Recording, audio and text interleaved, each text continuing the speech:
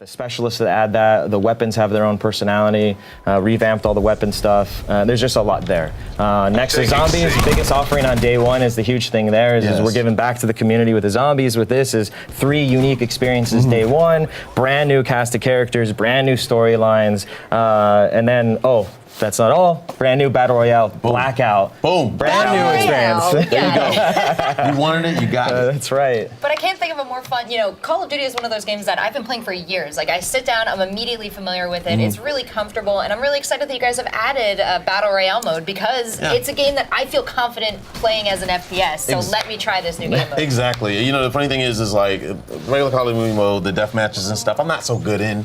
I can admit it. It's like, and I always like, I can't see right. It's a small area. But now that you have Battle Royale, that's something I'm very familiar with, and I was just like, okay. Well then, day one purchase right there. And you get zombies from day one. And zombies, right? It's awesome for us because we're fans of all games. We're fans of genres, right? And Battle Royale's been blowing up, and right, you see this, and as devs, you go, man, it'd be so cool if we could do something. But what I love about our team is that we really are not going to do something else. We can make it uniquely ours, right? It has to stand on its own and feel like it's a Treyarch thing, like it's a Black Ops thing. If not, there's really no point doing it. And so we had this idea, and it really crystallized earlier this year. It was like, you know what? We can make it our own, and it's this sandbox of all fan favorite things thrown in together. So you're going to be able to scavenge, and you're going to find an old zombies weapon. You're going to find a BO1 weapon. We're going to get a little throwback here. Lots of throwbacks, right? And to us, that's what's going to be the differentiator from all the other games is they don't have this library. They don't have this legacy of, hey, you loved Nuketown? Well, Nuketown is in Blackout in a new and interesting way. Interesting. Well, Russ, little So Nuketown. about that, now you're getting into some grit here. Okay, so I level my character up, getting weapons and stuff. Is that character available for Blackout, or is it just a brand new experience? It's like we're not talking about progression stuff just yet, like how but Blackout is its own experience. Great. And you talk about MP where you're like, I'm not the best at MP. Right. That's something actually we're trying to improve is like we have solo missions now that are going to teach you who the specialists are. And what they're about, like why is Ruin so angry all the time?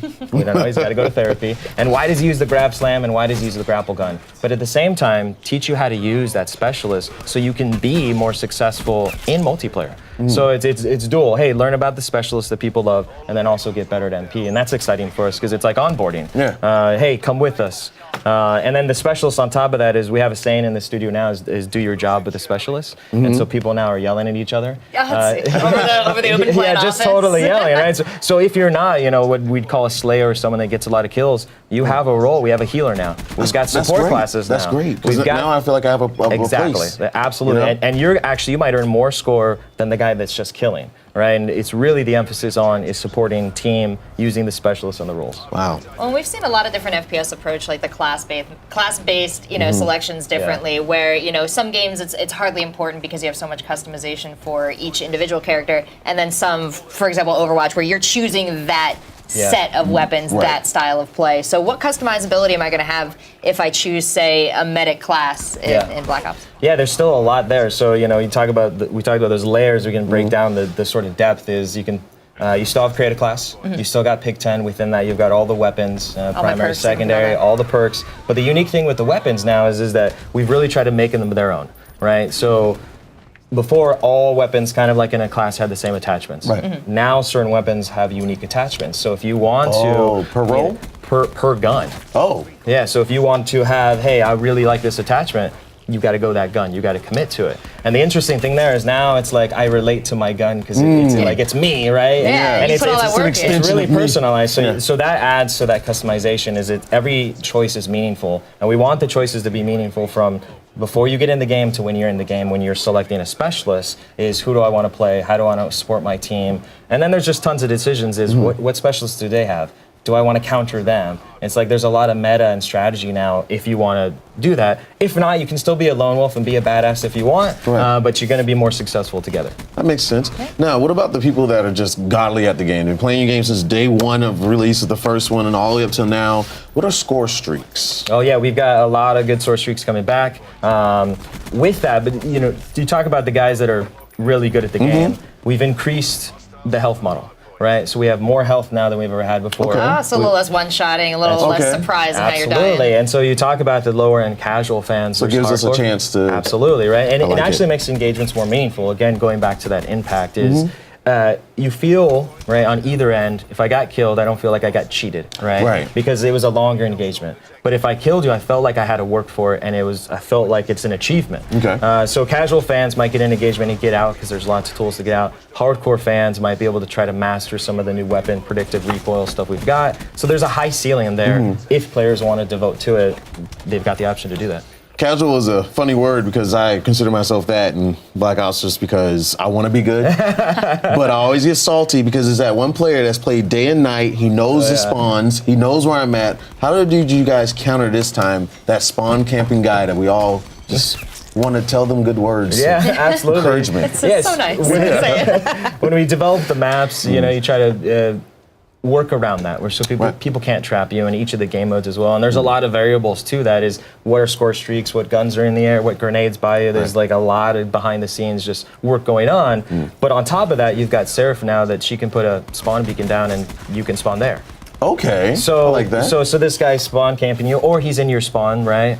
Hey, Seraph, put down a spawn beacon. Do your job. Get us out of here. Yeah. She can do that You and have get one you out job, of that, Seraph. right? You have one job. That's exactly what's going on in the studio. That's now. what he's So going to be it's saying on the yeah, mic. That's that's nice me. little It's not. thing. It's not even you and me. Like, hey, Frank. It's like you're not Frank anymore. If you're playing Torque, I'm like, Torque, go put that razor wire down. What are you doing, man? Absolutely. Get it together. So Your job. there's a lot of tools to help in those situations, and we've just done a lot to get rid of bad spawns and make engagements more meaningful. Player choices. And you It's talked so about the important. tools. I mean, you shouted out some cool ones right there. Can you give us some insight? I saw like a throwing Yeah, axe. please Like, explain the throwing axe. Tell me it's the new ways to kill people. There's lots of ways. So you got all the personified. I'm just watching you got all the different types of weapons. You've got all the specialist stuff, right? So like Ruin with the grab slam, Seraph with Annihilator as well. You've got the throwing hatchet as well that comes back for skill shots if you want that. You've got different types of frag grenades. One of the new ones we have it's called a cluster.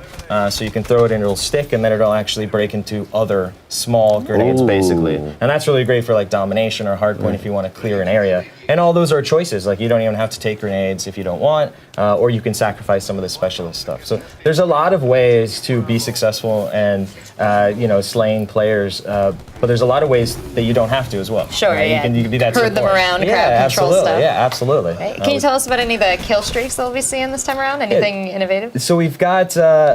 It's interesting because like UAV, right? You always had UAV, but it's interesting with the mini map changes we've done. Fog of War now is you only see around you now. You don't just get to see everywhere. So this encourages me. That piques my interest. This encourages me to like stick as a team, right? 'Cause I can see around your bubble, Okay. and then even UAV and how that interacts is even fan favorites and things like UAV we'd had in the past are different now because they just interact with the world different. We've That's got my job. I just I can kill 2 people, 3 people, no problem. We really want to make them more, meaningful and impactful, right? So when an attack chopper comes in, it means, you better get to cover, you better have a launcher, you better have something to take it out because this is going to kind of change the game. I saw a pup. Are we still calling in dogs? We do, yeah. So well, it's now Never tied. changed. It's now tied to a specialist. So Nomad. Not everyone can call in pups. You gotta be a pup specialist. I That's know what right. role Kelly Link is playing. Yeah. Training our pups right now. Yeah, so Nomad actually has a dog he can call in, and he can set it basically to guard mode, which will follow him, or he can set it and we'll go attack basically, which is really Oh my cool. goodness. Now, Zombies is a huge, they have their own player base almost. Yeah. Can you go in a little bit more detail what you have to offer with Zombies now this time around? Absolutely. It's bonkers. So the Zombies teams, those guys are insane. Jason Blundell and crew are insane. Yeah, I had my first. first panic attack playing Call of Duty Zombies. Yeah. We got 3 big experiences day one, brand new cast. So we'll start with Voyage of Despair, right? Which, from the teaser, everyone can see that it's on the Titanic. Right. Really interesting, like different gameplay on the Titanic, close quarters. Next one is 9, right? You said in that Roman Colosseum, also a very different types of experiences. And then you've got Blood of the Dead, right? Which is a remaster of Mob of the Dead, all on day one, returning cast.